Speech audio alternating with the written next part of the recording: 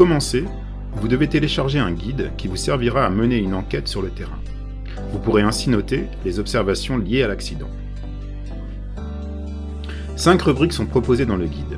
Organisation du travail, milieu et environnement du travail, tâches, produits et matériel utilisés, et la dernière rubrique sur les causes liées à la maîtrise qu'avait la victime du travail à réaliser. Ces informations vous serviront par la suite à identifier les causes de l'accident dans l'outil en ligne.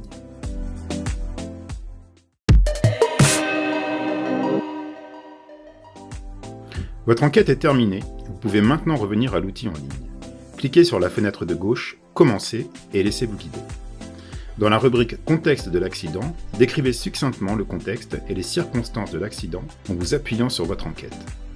Vous pouvez ensuite passer à l'étape 2 en cliquant en bas à droite « Identification des causes de l'accident ».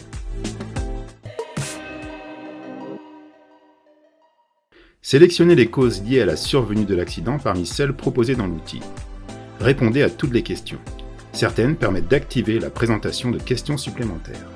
Par exemple, si vous répondez oui à la question « La victime a fait une chute », s'ouvre un choix de causes liées à une chute. Dans le bas du questionnaire, vous pouvez écrire vos commentaires ou questions relatives aux thèmes renseignés. Organisation, milieu, tâches, matériel, victime. Ces notes apparaîtront dans votre plan d'action. Chaque accident est unique. Si vous avez identifié des causes non proposées par l'outil, vous pourrez les mettre dans le dernier onglet « Autres causes ». Votre analyse est maintenant terminée. Un récapitulatif des causes retenues s'affiche. Vous pouvez maintenant identifier les mesures de prévention à mettre en œuvre.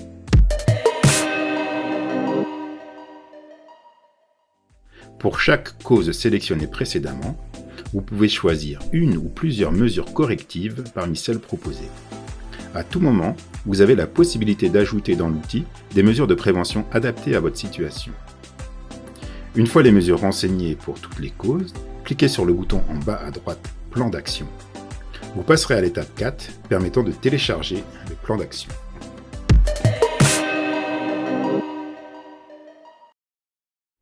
Vous pouvez télécharger le plan d'action reprenant l'ensemble des mesures correctives sélectionnées ou ajoutées manuellement. Ces actions pourront venir alimenter le plan d'action de votre document unique d'évaluation des risques professionnels.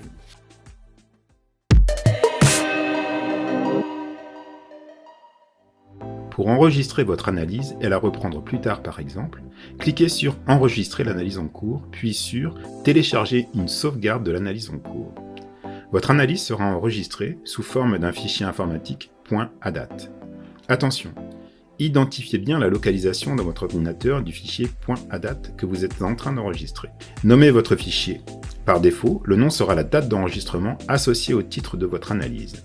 Ce fichier .adat ne peut pas être utilisé en dehors de cet outil. Si vous quittez une évaluation en cours sans enregistrer vos données, elles ne seront pas conservées.